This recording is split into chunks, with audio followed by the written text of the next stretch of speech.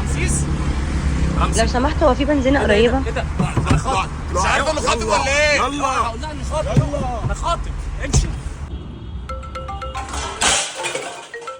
ايه يا حبيبتي كنت لسه اكلمك حالا. ما يلا يا استاذ. طب معلش اسحب لي انت. تسحب يا باشا، ما المكنه قدامك. انا ما بتعاملش مع عطيه مربوطه والله عشان خاطب. ايه مربوطه ايه يا حبيبي؟ دي مكنه. ما حضرتك قلت اهو، يعني تخيل بقى.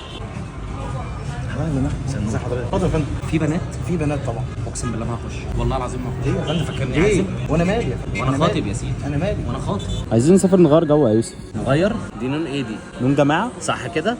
وانا مش هسافر من غير الجماعه. يسطا البت قاعده عماله تبص لك، ما تكسفناش بقى. صح يا حبيبتي، في واحده عماله تبص لي. كلمي. يا فندم خطيبتي. انت مجنون ولا ايه؟ مش عايز اتكلمك. امشي يا بايره. ايه ده ليه؟ ما تقفش معايا تاني لان انت بايظ.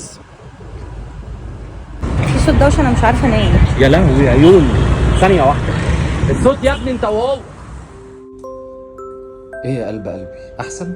اطفي لك نور الشارع؟ بتكلم بامانه اقسم بالله. هو احنا هنتجوز امتى؟ دلوقتي حالا. بسم الله الرحمن